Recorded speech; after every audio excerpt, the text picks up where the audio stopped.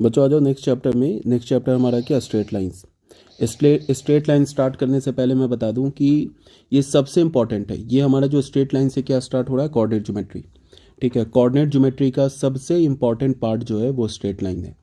JEE mains हो गया, JEE advance हो गया, बोर्ड हो गया, नंबर ऑफ क्वेश्चन अगर आते ना कोऑर्डिनेट ज्योमेट्री से तो वो स्ट्रेट लाइन से ही आते। ठीक है, ये थोड़ा इजी भी है, मतलब आसानी से समझ में भी आ जाएगा, याद भी रख सकते हो। और दूसरी बात क्या है कि सबसे इंपॉर्टेंट चैप्टर है। जैसे कोऑर्डिनेट ज्योमेट्री में आते हैं, कोऑर्डिनेट ज्योमेट्री में क्या है, कोऑर्डिनेट कोऑर्डिनेट ज्योमेट्री में सबसे पहला क्या आता है, ये आता है स्ट्रेट लाइन। सबसे इंपॉर्टेंट चैप्टर है कोऑर्डिनेट ज्योमेट्री का। दूसरा जो आता है वो होता है पैराबोला। पैराबोला। तीसरा क्या हमारा, इलिप्स। और चौथा क्या है, हाइपरबोला। हमारा कोऑर्डिनेट ज्योमेट्री कंप्लीट। सबसे इंपॉर्टेंट चैप्टर है ये स्ट्रेट लाइन, याद रखना। इससे जो क्वेश्चन आते हैं ना जेई मेंस और जेई एडवांस में, वो इससे इजी क्वेश्चन आते हैं और नंबर ऑफ क्वेश्चंस भी ज़्यादा आते हैं। उसके बाद जो नेक्स्ट सेकेंड इंपॉर्टेंट चैप्टर है वो है पैराबोला। ठीक है, उसके बाद जो थर्ड है वो इलिप्स और हाइपरबोला। इलिप्स और हाइपरबोला से जनरली जेई मेंस एडवांस में, जनरली ये कोई हार्ड एंड फास्ट नहीं बता रहा हूँ, मैक्सिमम टाइम्स इलिप्स और हाइपरबोला से टफ क्वेश्चन आ जाते हैं। इससे स्ट्रेट लाइन से और पैराबोला से इजी क्वेश्चन आते हैं। और सबसे ज़्यादा इंपॉर्टेंट है ये स्ट्रेट लाइन। इससे क्वेश्चन भी इजी होते हैं, प्लस नंबर ऑफ क्वेश्चंस भी ज़्यादा होते हैं। और ये बिल्कुल बेसिक है। अगर तुम्हें एलिप्स और हाइपरबोला का कॉन्सेप्ट नहीं क्लियर है, नहीं भी आता है, तो दिक्कत तो होगा ही, मतलब ट्वेल्थ में जाओगे तो प्रॉब्लम होगा। बट अगर स्ट्रेट लाइन नहीं आता है तो कोई मतलब ही नहीं बनता है, फिर बहुत दिक्कत आने वाली है। तो ये सबसे इंपॉर्टेंट चैप्टर है स्ट्रेट लाइन, और बहुत ईजी चैप्टर है। मैं तुम्हें समझाऊंगा, बिल्कुल अच्छे से समझ में आएगा अगर तुम वीडियो बाय वीडियो लेक्चर, सारे वीडियो लेक्चर फॉलो करोगे तो काफ़ी अच्छे से समझ में आएगा। तो स्टार्ट करते हैं। स्ट्रेट लाइन में ये सब इंट्रोडक्शन है, जो 9th-10th वाला इंट्रोडक्शन है कि ये रेने डिस्कार्टे थे, इन्होंने क्या क्या किया, मतलब देख लेना, एक बार पढ़ लेना। एक्स वाई प्लेन पता होगा कि एक्स एक्सिस है, ये तो 9th-10th वाली बात है। ये वाई एक्सिस है, सॉरी ये वाई एक्सिस है। अब एक्स एक्सिस पर किसी भी पॉइंट का वाई कोऑर्डिनेट जीरो होता है, वाई एक्सिस पे किसी भी पॉइंट का एक्स कोऑर्डिनेट जीरो होता है। क्वाड्रेंट वगैरह जानते होगे, जैसे ये हमारा क्या 6,4 पॉइंट है, 6,-4। तो ये हमारा क्या है, इसका एक्स कोऑर्डिनेट क्या हो गया 6 और वाई कोऑर्डिनेट क्या हो गया -4। अगर एक्स कोऑर्डिनेट पॉजिटिव है, वाई कोऑर्डिनेट निगेटिव है, तो फिर ये पॉइंट किस क्वाड्रेंट में लाई करेगा, 4th क्वाड्रेंट में। ये सब तो जानते होगे, ठीक है, इस सब में तो कोई प्रॉब्लम, बिल्कुल बेसिक है, ये देख लेना। Formula number 1। फॉर्मूला नंबर 1 में क्या, distance between the point P x1 y1 and Q x2 y2। ये भी फॉर्मूला 10th क्लास का फॉर्मूला है। 10th क्लास में पढ़ा होगा कि दो पॉइंट के बीच का डिस्टेंस क्या होता है, ये होता है। ठीक है, कैसे निकालते हैं, x1 minus x2 whole square plus y1 minus y2 whole square. ठीक है, या फिर x2 minus x1 plus y1 minus y2 कर लो। ठीक है, ये एक एग्जांपल दे रखा है कि देखो ये एक पॉइंट है, ये पॉइंट है, तो ये डिस्टेंस फॉर्मूला निकल गया, तो आता ही है ऑलरेडी, 10th क्लास का है। ये हमारा क्या, इंटरनल डिवीज़न का ये फॉर्मूला, ये भी आता है, इसमें तो कुछ है ही नहीं बताने वाली। एक्सटर्नल डिवीज़न में क्या हो जाएगा कि यहाँ पे प्लस की जगह माइनस हो जाएगा। ठीक है, अब यहाँ पे अगर तुम m को n के इक्वल करोगे तो फिर क्या हो जाएगा, मिड पॉइंट फॉर्मूला आ जाएगा। m को n, अगर कोई भी पॉइंट है, कोई भी पॉइंट, अगर मान लो कि ये पॉइंट है हमारे पास, पॉइंट A पॉइंट B, अगर इस दो पॉइंट से जो बनने वाले लाइन सेगमेंट को, अगर एक तीसरा पॉइंट, ये पॉइंट A, तीसरा पॉइंट C, अगर एग्जैक्टली बीच में कट करता है, अगर C is the mid point of AB, तो फिर ये क्या हो जाएगा, ये भी 1 हो जाएगा, ये भी 1 हो जाएगा। ये क्या होता है, m का वैल्यू, ये क्या होता है, n का वैल्यू। तो m और n 1 के इक्वल हो जाएगा, तो इसमें m का वैल्यू और n के वैल्यू में 1 डालोगे तो फिर क्या हो जाएगा, ये मिड पॉइंट, ये फॉर्मूला आ जाएगा। ठीक है, ये हमारा क्या होता है, area of triangle. Area of triangle ये भी पता होगा, ये भी 10th क्लास का फॉर्मूला है। ठीक है, अब यहाँ पे रिमार्क में क्या बोला है, if the area of the triangle A B C is 0 then the 3 point A B C lie on a line that is they are collinear. अगर किसी भी 3 पॉइंट से, एक पॉइंट ये हो गया, एक पॉइंट ये हो गया, एक पॉइंट ये हो गया, इस 3 पॉइंट से बनने वाले ट्रायंगल का एरिया क्या होगा, ए बी सी से 0 होगा, ऑब्वियस सी बात है, बिकॉज तीनों पॉइंट क्या स्ट्रेट लाइन पे लाई करता है। अगर ये तीन अगर नॉन कोलिनियर पॉइंट होगा तो फिर क्या होगा, फिर कुछ एरिया, ट्रायंगल बन जाएगा, ट्रायंगल बन जाएगा तो एरिया बन जाएगा। तो अगर किसी भी 3 पॉइंट से बनने वाले ट्रायंगल का एरिया 0 है, उसका मतलब क्या है कि वो तीनों लाइन कोलिनियर है। कोलिनियर बोलने का मतलब एक स्ट्रेट लाइन पे लाई करते हैं। ठीक है, ये सब तो बिल्कुल 10th क्लास वाली बात हो गई।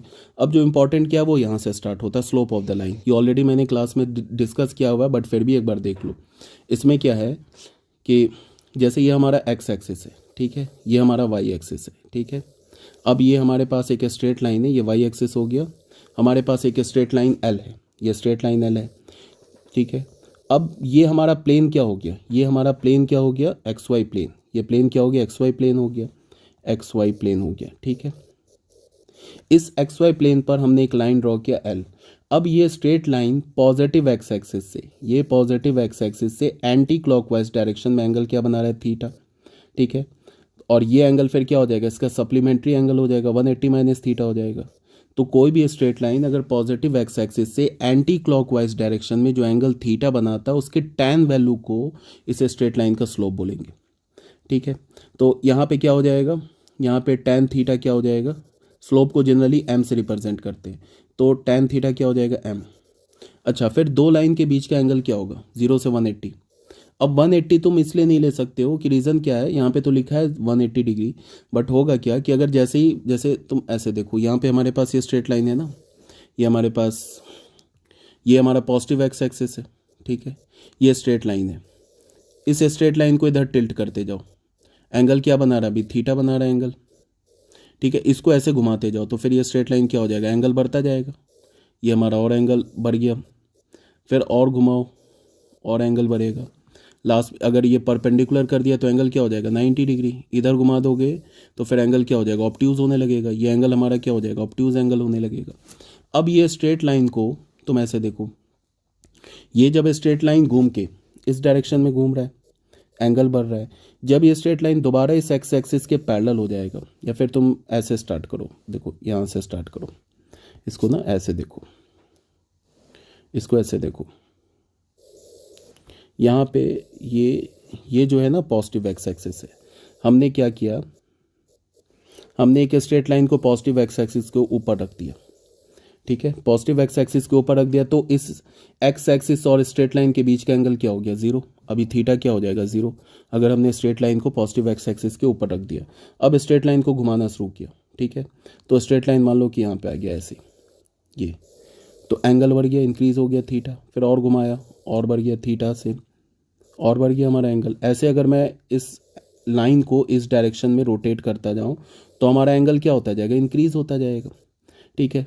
फिर अगर ऐसे कर दिया मैंने तो वर्टिकल हो गया, वर्टिकल हो गया तो फिर हमारा एंगल, इस केस में हमारा थीटा क्या हो जाएगा, 90 डिग्री हो जाएगा।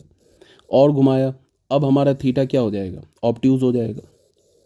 एंगल तो हम हमेशा पॉजिटिव एक्स एक्सिस से लेंगे ना, यही एंगल लेंगे ना, ये एंगल लेंगे, तो अभी हमारा एंगल ऑब्ट्यूज हो गया। और घुमाओगे तो और एंगल बढ़ जाएगा, जैसे यहाँ पे हमने कर दिया तो और एंगल बढ़ गया, ठीक है। अब ये दोबारा स्ट्रेट लाइन घूम के ये क्या हो रहा है, एंगल 180 के क्लोज जा रहा है, 180 के क्लोज जा रहा है। जब ये स्ट्रेट लाइन दोबारा घूम के इस एक्स एक्सिस पर कॉन्साइड कर जाएगा, फिर हो जाएगा थीटा 0। उस केस में तुम थीटा को 0 बोल लो या फिर थीटा को पाई बोल लो, बट हम लोग क्या करते हैं, एक्चुअल में मिनिमम एंगल लेते, छोटा एंगल लेते, तो थीटा को 0 ही रखते। कोई बात नहीं, यहाँ पे दे रखा है कि theta lies between 0 to 180 degree. 180 degree बोलने का मतलब फिर थीटा 0 हो जाएगा, ठीक है। We observe at the line parallel to x axis. फिर हमारे पास क्या है कि कोई भी लाइन अगर एक्स एक्सिस के पैरेलल है, ये हमारा एक्स एक्सिस है, ये हमारा वाई एक्सिस है, अगर कोई भी लाइन एक्स एक्सिस के पैरेलल हुई, ये अगर लाइन हमने एल बोल दिया और ये अगर एक्स एक्सिस के पैरेलल है, तो फिर थीटा क्या हो जाएगा, 0 हो जाएगा। और अगर कोई भी लाइन वाई एक्सिस के पैरेलल है, मतलब ऐसे करके वाई एक्सिस के पैरेलल है, ये हमारा एक्स एक्सिस है, ये वाई एक्सिस है, अगर वाई एक्सिस के पैरेलल है तो फिर थीटा क्या हो जाएगा, ये थीटा क्या हो जाएगा, 90 डिग्री हो जाएगा। मतलब कहने का क्या है कि जो हॉरिजॉन्टल लाइन है ना, लाइक ये हॉरिजॉन्टल लाइन जो एक्स एक्सिस के पैरेलल होगा उसके लिए एंगल क्या हो जाएगा, 0, और जो वर्टिकल लाइन है उसके लिए एंगल क्या हो जाएगा, 90 डिग्री π/2, ठीक है। एक तो ये हो गई बात। दूसरी बात क्या है कि अभी चलो इक्वेशन में आगे देखेंगे। We observe at the line parallel to x axis और coinciding with x axis, x axis के पैरेलल हो या एक्स एक्सिस पर कोइंसाइड करे, हैव एन इंक्लाइनेशन 0 डिग्री, ठीक है। The inclination of a vertical line, vertical line होगा तो क्या होगा, पैरेलल टू वाई एक्सिस होगा, या वाई एक्सिस के साथ कॉन्साइड कर जाए तो एंगल क्या हो जाएगा 90 डिग्री। ठीक है, सब तो बिल्कुल बेसिक बात हो गई। उसके बाद डेफिनेशन 1 में क्या बोल रहा है ये देखो, if theta is the inclination of a line l then tan theta is called the slope और gradient of the line l. अगर हमारा थीटा इंक्लाइनेशन है लाइन का पॉजिटिव एक्स एक्सिस से, तो tan थीटा को हम क्या बोलते हैं, स्लोप या ग्रेडियंट बोलते हैं। स्लोप भी बोलते हैं या ग्रेडियंट भी बोलते हैं ऑफ द लाइन एल। ठीक है, the slope of a line whose inclination is 90 degree is not defined. ये ऑलरेडी बताया जा चुका है कि वर्टिकल लाइन का स्लोप क्या होता है, डिफाइंड नहीं होता है, और हॉरिजॉन्टल लाइन का स्लोप जीरो होता है। The slope of a line is denoted by M. Line के स्लोप को हम किससे डिनोट करते हैं, एम से। तो एम क्या हो जाएगा हमारा tan theta, but theta 90 degree नहीं होना चाहिए। ठीक है, थीटा का वैल्यू अगर 90 डिग्री लोगे तो tan 90 डिग्री क्या होता है, नॉट डिफाइंड होता है, तो स्लोप नॉट डिफाइंड हो जाएगा। ठीक है, it may be observe that slope of X axis is zero and the slope of Y axis is not defined. अच्छा, अगर मैं बोलूँ कि ये एक्स एक्सिस भी तो हमारा एक स्ट्रेट लाइन है, इसका स्लोप क्या है, तो एक्स एक्सिस से एंगल क्या बनाता है, जीरो बनाता है। सेम लाइन क्या बनाएगा, खुद से एंगल जीरो बनाएगा, तो इसका मतलब tan जीरो जीरो, तो मतलब एक्स एक्सिस का स्लोप क्या हो जाएगा जीरो। और ये वाई एक्सिस एक्स एक्सिस से एंगल क्या बनाता है 90 डिग्री, तो फिर वाई एक्सिस का स्लोप क्या हो जाएगा, नॉट डिफाइंड। ठीक है, यहाँ तक तो क्लियर है। अब देख लो क्या बोल रहा है, slope of a line when coordinate of any 2 point on the line are given. इसका मतलब क्या है कि हमें ये स्ट्रेट लाइन है, ठीक है, ये स्ट्रेट लाइन देखो ध्यान से, ये स्ट्रेट लाइन है, इस स्ट्रेट लाइन पे 2 पॉइंट्स का कोऑर्डिनेट गिवन है और हमें क्या चाहिए, स्लोप चाहिए स्ट्रेट लाइन का। गिवन क्या है, गिवन है कि इस स्ट्रेट लाइन पे एक पॉइंट, इस पॉइंट को P मान लिया है, इस पॉइंट को Q मान लिया है। P का कोऑर्डिनेट गिवन है x1 y1 एंड Q का कोऑर्डिनेट गिवन है x2 y2। अब हमें इस स्ट्रेट लाइन का स्लोप चाहिए, स्लोप। ठीक है, तो कैसे निकालेंगे, L से, सॉरी Q पॉइंट से हमने एक परपेंडिकुलर ड्रॉ कर दिया एक्स एक्सिस पर, फिर हमने क्या किया, P पॉइंट से हमने परपेंडिकुलर ड्रॉ कर दिया किस पे, QR पॉइंट पर, तो ये 90 डिग्री हो गया। अब अगर ये एंगल थीटा है तो ये भी एंगल थीटा होगा। ठीक है, क्या हो गया, क्रॉसपॉन्डिंग एंगल हो गया। अब हमें पता है कि मैं इस ट्रायंगल से ये जो ट्रायंगल दिख रहा है, इस ट्रायंगल से tan थीटा निकालूं या इस ट्रायंगल से tan थीटा निकालूं, बात तो बराबर है। ट्रायंगल जो होता है, ट्रिग्नोमेट्रिक फंक्शन जो होता है, वो ट्रायंगल पे नहीं डिपेंड करता है। ट्रायंगल का साइज कितना बड़ा है छोटा, उस पर नहीं डिपेंड करता, और डिपेंड करता है एंगल पे। तो क्या है, अब इसको देखो, QR क्या है हमारा, यहाँ पे QR क्या है, QR क्या हमारा y2 है। QR ये हमारा यहाँ से यहाँ तक क्या है हमारा, ये यहाँ से यहाँ तक क्या है y2 है। ठीक है, और ये MR क्या है, MR हमारा y1 है, ये है ना y1, तो MR भी हमारा क्या हो जाएगा, MR हमारा हो गया y1। तो QM क्या होगा, QM होगा ना, ये QM, ये QR में से MR को हटा दो तो मतलब y2 माइनस y1। ठीक है, अब ये बताओ OR क्या है, ये OR, ये हमारा x2 है, और ये इसको S मान लो। OS क्या है, OS हमारा x1 है, तो ये SR किसके इक्वल होगा, PM के इक्वल होगा। तो SR का वैल्यू क्या होगा, इस पूरे x2 में से x1 हटा दो तो ये हो गया हमारा क्या, x2 माइनस x1, और ये क्या हो गया QM का वैल्यू y2 माइनस y1। अब tan थीटा क्या होता है, परपेंडिकुलर अपॉन बेस, तो यहाँ से अगर तुम tan थीटा निकालोगे तो tan थीटा का वैल्यू क्या मिलेगा हमें, QM अपॉन PM। QM क्या हमारा, QM है हमारा y2 माइनस y1, और PM क्या हमारा x2 minus x1। Numerator denominator से माइनस लेके कैंसिल कर दो, तो यहाँ पे हमारा क्या हो जाएगा, यहाँ पे ये हो जाएगा y1 minus y2, y1 minus y2 upon x1 minus x2, ऐसे भी बोल सकते हो। इसी को हम del Y upon del X बोलते हैं। डेल वाई का मतलब difference of Y coordinate upon difference of X coordinate. तो यहाँ से हमें क्या पता चला कि इस लाइन का स्लोप क्या हुआ, इस लाइन एल जो है इसका स्लोप क्या हुआ। इसके लिए तुम क्या करो कि कोई भी एक पॉइंट सेलेक्ट कर लो, पी पॉइंट सेलेक्ट कर लिया। अब जब हमने पी सेलेक्ट कर लिया तो पी के वाई कोऑर्डिनेट को क्यू के वाई कोऑर्डिनेट से सब्ट्रैक्ट करो अपॉन, क्या बोला मैंने, पी के वाई कोऑर्डिनेट को क्यू के वाई कोऑर्डिनेट से सब्ट्रैक्ट करो अपॉन, फिर पी के अपॉन, फिर स्टार्ट करना है एक्स पी से ही, पॉइंट पी से ही स्टार्ट करना है, फिर पी के एक्स कोऑर्डिनेट को वाई के एक्स कोऑर्डिनेट से सब्ट्रैक्ट करो। अगर हमने पॉइंट क्यू सेलेक्ट कर लिया तो क्या करेंगे, फिर करेंगे y2 minus y1 upon x2 minus x1। ठीक है, ये सब तो ऑलरेडी बताया जा चुका है, यही सब लिखा हुआ है यहाँ पे, ये सब केस 1 में। अच्छा, इसने 2 केस बना लिया, ये भी मैंने ऑलरेडी बता रखा है। केस 1 में क्या बोल रखा है कि व्हेन थीटा इज एक्यूट, जब हमारा थीटा एक्यूट होगा। फिगर बनाया क्या, हाँ ये यही फिगर बनाया एक्यूट एंगल के लिए। एक्यूट एंगल के लिए क्या बनाया, थीटा, ये बनाया, देखो ध्यान से। थीटा हमारा एक्यूट होगा, उसके लिए क्या है, देखो व्हेन थीटा इज एक्यूट, जब हमारा अगर थीटा एक्यूट है तो ये हमारा एंगल एम पी क्यू, ये एंगल एम पी क्यू है हमारा, क्या थीटा है।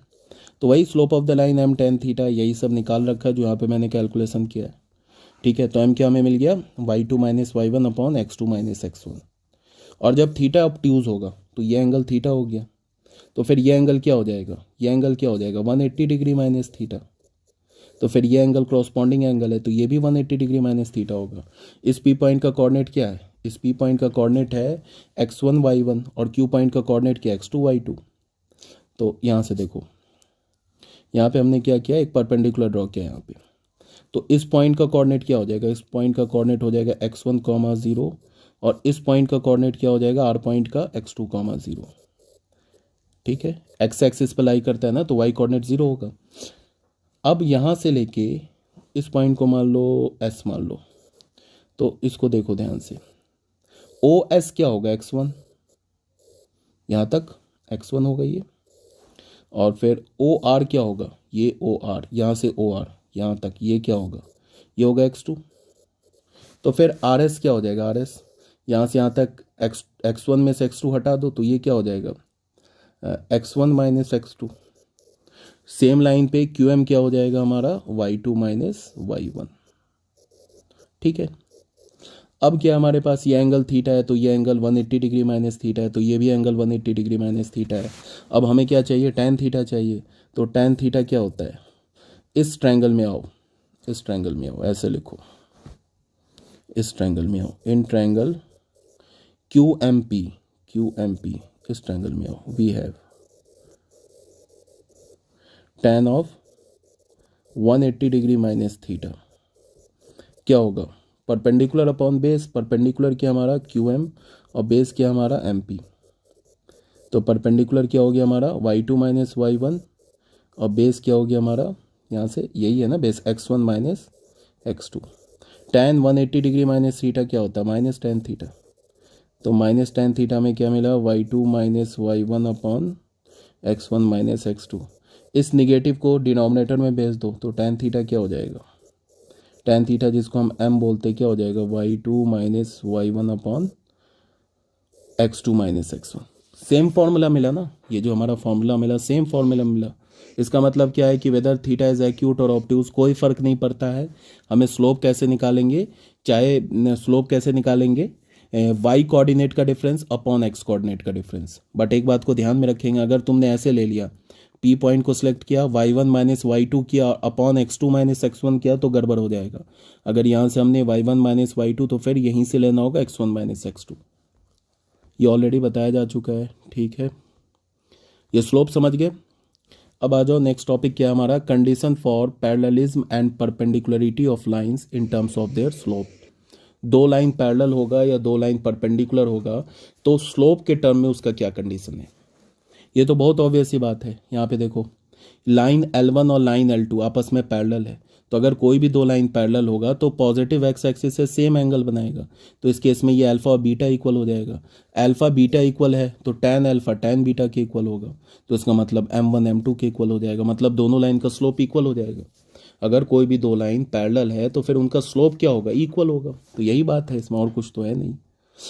हाँ, अब दो लाइन अगर परपेंडिकुलर होगा, अब एक बात को ध्यान में रखो, यहाँ क्या बोल रहा है एक बार पढ़ लेते हैं। Hence two non vertical line L1 and L2 are parallel if and only if their slopes are equal. अच्छा, यहाँ पे ये क्या बोला, नॉन वर्टिकल। अब ऐसा भी तो हो सकता है कि हमारे पास ऐसे करके वाई एक्सिस है, ये एक्स एक्सिस है।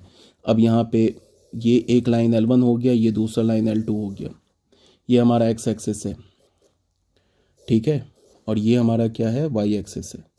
ये लाइन हो गया हमारा L1 और ये लाइन हो गया L2, और ये एंगल हो गया 90 डिग्री। अब भी तो ये दोनों लाइन पैरेलल है, अभी भी लाइन पैरेलल है, तो अब ऐसे मत बोल दो ना कि दोनों का स्लोप इक्वल होगा, दोनों का स्लोप ही नॉट डिफाइंड है। अब कुछ बोलेंगे कि अच्छा पहले लाइन का भी स्लोप नॉट डिफाइंड है, दूसरे लाइन का भी स्लोप नॉट डिफाइंड है, तो नॉट डिफाइंड तो इक्वल है, इसका मतलब स्लोप इक्वल है, तो ये लॉजिक बिल्कुल गलत है। नॉट डिफाइंड कुछ है ही नहीं, तो कुछ नहीं कुछ इक्वल कुछ नहीं, ये इलॉजिकल वर्ड है या सेंटेंस है। ठीक है, तो अगर मैं बोलूँ कि ये दोनों लाइन पैरेलल है तो इनका स्लोप इक्वल है, तो ये रॉन्ग स्टेटमेंट है। लिखोगे कि लाइन आर पैरेलल, हाँ ये बात है कि लाइन्स आर पैरेलल, ये बात सही है, but slope is not defined. इसका मतलब क्या है कि दो वर्टिकल लाइन के स्लोप को तुम इक्वल नहीं कर सकते हो, दोनों का स्लोप नॉट डिफाइंड है। ठीक है, हाँ लाइन फिजिकली प्रेजेंट है, ऐसा नहीं है कि स्लोप नॉट डिफाइंड है तो लाइन भी नॉट डिफाइंड है, लाइन तो डिफाइंड है, दिख रहा है ना हमें कि L2 लाइन L1 लाइन है, लाइन तो डिफाइंड है, बट इनका स्लोप इक्वल नहीं है, ये सॉरी स्लोप डिफाइंड नहीं है, ये बात हो गया। इसीलिए यहाँ पे बोला नॉन वर्टिकल लाइन। ठीक है, वर्टिकल लाइन नहीं होना चाहिए। अगेन क्या है कि फिर एक हमने दो नॉन वर्टिकल लाइन लिया, इस बार दोनों नॉन वर्टिकल लाइन के बीच का जो एंगल है वो 90 डिग्री है। देखो नॉन वर्टिकल क्यों लिया अभी आगे बता रहे हैं, ये लाइन L1 है, ये लाइन L2 है, इन दोनों के बीच का एंगल 90 डिग्री है। 90 डिग्री का मतलब क्या है कि दोनों लाइन आपस में परपेंडिकुलर इंटरसेक्ट कर रहा है।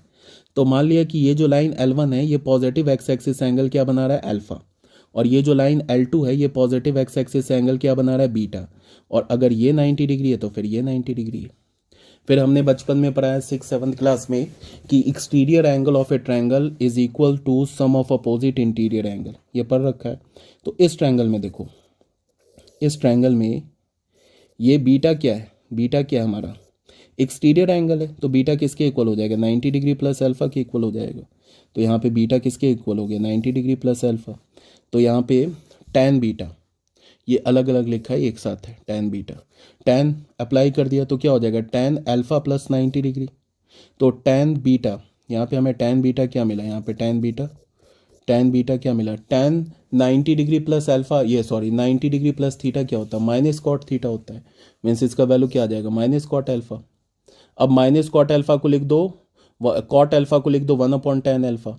अब ये tan अल्फा को लेफ्ट हैंड साइड में ले आओ, तो हमें क्या मिल रहा है, tan alpha into tan beta is equals to -1। ऐसे ही तो मिलेगा ना, समझ रहे हो ना बात को, क्या बोल रहा हूँ। अल्फा किसके इक्वल हो गया, अल्फा हो गया हमारा सॉरी अल्फा नहीं बीटा, सॉरी बीटा किसके इक्वल हो गया, अल्फा प्लस 90 डिग्री के इक्वल हो गया। tan अप्लाई कर दिया तो tan बीटा किसके इक्वल हो गया, tan अल्फा प्लस 90 डिग्री है, tan 90 degree plus alpha, tan 90 degree plus alpha क्या हो गया, माइनस कॉट अल्फा, इसको हमने लिखा -1/tan अल्फा। तो ये किसके इक्वल है, tan बीटा के इक्वल है। तो यहाँ हमें क्या मिल जाएगा, tan alpha into tan beta is equals to -1, ये रिलेशन मिल गया। अब ये tan अल्फा क्या है, tan अल्फा L1 लाइन का स्लोप है, और ये tan बीटा क्या L2 लाइन का स्लोप है। तो L1 लाइन के स्लोप को अगर हमने m1 बोला तो m1 इंटू m2 क्या मिल गया हमें, -1। कहने का ये मतलब है कि दो नॉन वर्टिकल परपेंडिकुलर लाइन, दो नॉन वर्टिकल परपेंडिकुलर लाइन का जो स्लोप, दो नॉन वर्टिकल परपेंडिकुलर लाइंस के स्लोप का प्रोडक्ट -1 होता है, इस बात को ध्यान में रखेंगे। ठीक है, अब नॉन वर्टिकल क्यों बोला, क्योंकि ऐसा अगर मान लो कि ये हो जाए, जैसे देखो यहाँ पे ऐसे हो जाए, यहाँ पे देखो ध्यान से, मान लो कि एक लाइन हमारे पास ऐसे हो गया, दूसरा लाइन ये एक्स एक्सेस ये हो गया, और ये हो गया हमारा क्या, वाई एक्सेस। एक लाइन हमने ऐसे ले लिया वर्टिकल ले लिया, और दूसरा लाइन हमने ऐसे हॉरिजॉन्टल ले लिया, तो ये लाइन हमने L1 बोल दिया, ये लाइन हमने L2 बोल दिया। अब देखा जाए तो ये भी हमारा क्या परपेंडिकुलर है, बट इस केस में तुम m1 into m2 is equals to -1 नहीं बोल सकते हो। क्यों, बिकॉज L1 लाइन का स्लोप क्या डिफाइंड ही नहीं है। ठीक है, इसीलिए यहाँ पे लिखा है नॉन वर्टिकल, मैं बोल रहा हूँ ना नॉन वर्टिकल, ये दोनों लाइन नॉन वर्टिकल होना चाहिए। तो अगर दोनों लाइंस अगर नॉन वर्टिकल है तो उनके स्लोप्स का प्रोडक्ट -1 होगा, बात को याद रखिएगा, इंपॉर्टेंट है। ठीक है, यही बोल रहा है। Hence two non vertical lines are perpendicular to each other. Non vertical use किया word, if and only if their slopes are negative reciprocal of each other. यहाँ पे कुछ और बताया, यहाँ पे क्या बोला कि अगर मैंने बोला कि हमें पता चल गया ना कि दो नॉन वर्टिकल लाइन का स्लोप क्या होता है, -1, ये पता चल गया। अब अगर मैं तुम्हें ऐसे बोलूँ, अब अगर मैं तुम्हें बोलूँ कि देखो एक लाइन हमारा L1 है जिसके स्लोप को हमने M1 बोला, इसका स्लोप -1/3 है, और एक दूसरा लाइन L2 है, ये क्या हमारा परपेंडिकुलर टू L2 लाइन के स्लोप को हमने बोला M2, बोला कि हमारे पास दूसरा लाइन L2 है परपेंडिकुलर टू L1, ये लाइन है L1 के परपेंडिकुलर है, तो M2 का स्लोप बताओ क्या होगा। तो तुम सीधे बोलोगे, सॉरी M2 का स्लोप नहीं, M2 लाइन का स्लोप बताओ, ठीक है, गलत बोलो, L2 लाइन का स्लोप बताओ। स्लोप M2 तो हमारा स्लोप है ना, L2 लाइन का स्लोप बताओ। L2 क्या बोल दिया कि परपेंडिकुलर है L1 के, अब बताओ कि L2 लाइन का स्लोप क्या है। तो अगर L2 लाइन L1 लाइन के परपेंडिकुलर है तो L2 लाइन का स्लोप M2 किसके इक्वल हो जाएगा, बस इसका रेसिप्रोकल ले लो, क्या हो जाएगा -3, उसका निगेटिव ले लो 3, सीधे। क्यों? बिकॉज हमें पता है M1 इंटू M2 क्या होगा, -1 होगा। M1 का स्लोप क्या दे रखा, ये M1 किसके इक्वल है, -1/3 के, into M2 is equals to -1, तो M2 क्या हो जाएगा यहाँ पे 3 हो जाएगा। समझ में आ रही है बात? कहने का ये मतलब है कि अगर मान लो कि एक लाइन दे रखा है, उसका स्लोप दे रखा है, और दूसरा लाइन अगर हमें निकालना है जो कि इस लाइन पे परपेंडिकुलर है, उस लाइन का स्लोप निकालना है, तो क्या करो, पहला जो लाइन है ना उसका रेसिप्रोकल लेके -1 से मल्टीप्लाई कर दो, तो उस लाइन का स्लोप आ जाएगा जो कि L1 पर परपेंडिकुलर है। ठीक है ना, ये बात आ गई समझ में। ये हमारा स्लोप हो गया। नेक्स्ट वीडियो में हम लोग एग्जाम्पल्स करेंगे।